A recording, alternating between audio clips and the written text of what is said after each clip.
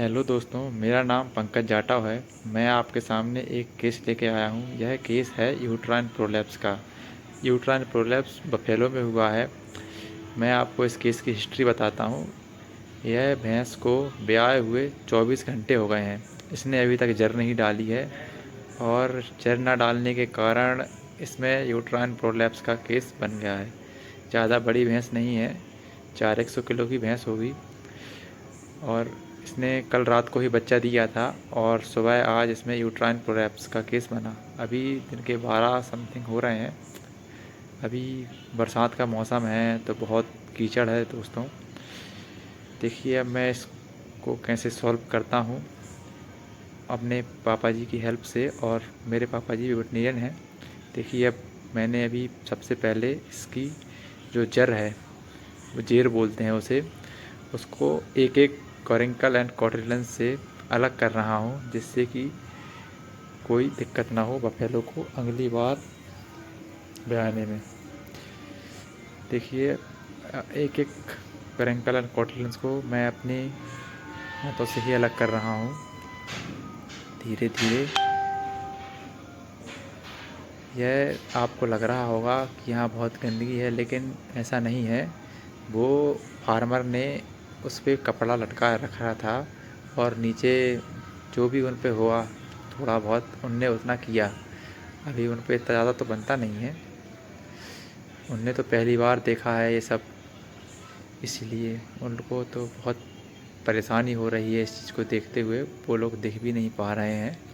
देखिए अभी मैं प्लेसेंटा को यूट्रस से अलग कर रहा हूँ। सबसे पहले फर्स्ट स्टेप यही होती है।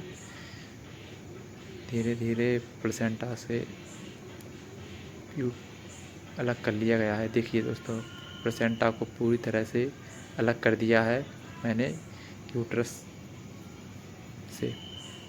ये देखिए करेंकल्स एंड कॉर्डेंस हैं। अभी सबसे पहले सबको सफाई करने की ज़रूरत है। देखिए कैसे स्टार्ट होता है काम। सबसे पहले ये देखिए, इसके नीचे बोरी लगाई जाएगी और अच्छे से वॉश किया जाएगा पूरे यूट्रस को। ये एंटीसेप्टिक सॉल्यूशन है, जिससे मैं पूरे यूट्रस को अच्छी तरह से साफ करके अंदर डालूँगा। इस तरह के केस फील्ड पे बहुत कम ही आते हैं, क्योंकि यह कंडीशन बहुत कम बफेलो में बनती है। सबसे पहले मैंने इसे साफ़ पानी से, जो पीने वाला पानी है, उससे इसे अच्छी तरह से वॉश किया। इसमें कुछ भी ना लगा हो ऐसा किया। देखिए पानी को अलग करते हुए इसके बाद फिर अब जो हमारा एंटीसेप्टिक बना के रखा है अपन ने, उसको इस पर डालते हुए अब अपन इसको अंदर की तरफ पुश करेंगे। देखिए बफेलो बहुत ज़्यादा पुश कर रही है, इसलिए इसमें थोड़ा टाइम लगने वाला है। सबसे पहले अपन यूट्रस को नीचे साइड से पुश करते हैं और धीरे धीरे। इस काम को एकदम से नहीं किया जाता है और उंगलियों से भी नहीं किया जाता है। इस काम को किया जाता है हाथों से, हाथ की जो गद्दियाँ होती हैं उससे, जिससे कि यूट्रस में किसी भी प्रकार की चोट ना हो सके। और अपन को इन्फेक्शन का ध्यान भी रखना पड़ता है कि इन्फेक्शन किसी भी प्रकार से अंदर ना जा पाए। एक बार अपन बार बार अपन हाथ को साफ करते रहेंगे और बफेलो पुश करती है तो अपन उस पर भी ध्यान रखेंगे। जब वो पुश नहीं करेगी ज़्यादा फोर्स से, तभी अपन को अंदर की तरफ यूट्रस को धकेलना है। और जब वो पुश कर रही होती है तो अपन ने हाथ को उसी समय पे थाम के रखना है, जिससे कि हाथ बाहर की ओर ना आ पाए, अंदर की ओर ही जाए।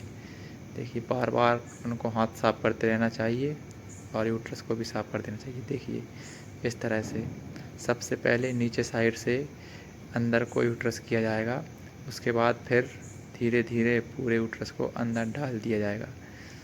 इस भैंस की रिकवरी 100% हो जाएगी, क्योंकि यह ज़्यादा समय नहीं हुआ था। जैसे ही यूट्रस को बाहर देखा फार्मर ने और हमें बुला लिया और हम विदिन आधे घंटे में इसके पास पहुंच गए। मेरे पापा जी मुझे गाइड कर रहे हैं कैसे यूट्रस को अंदर किया जाता है। हम दोनों वेटनेरियंस हैं। देखिए अभी कर रहे हैं हम लोग। भैंस को बहुत ज़्यादा तकलीफ़ हो रही है।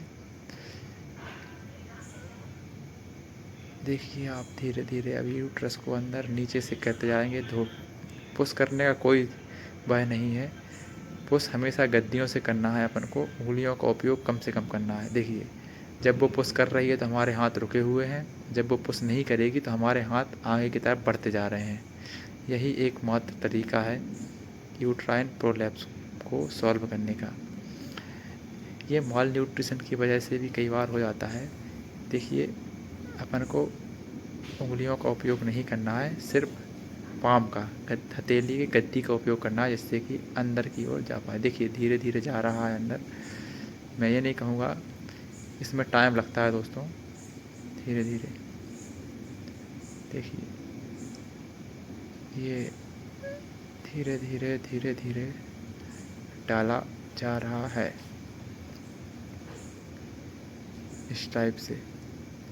अंदर जाने के बाद अभी चला जाएगा सब यूट्रस अंदर। देखिए आप, पापा जी मेरी हेल्प कर रहे हैं सर।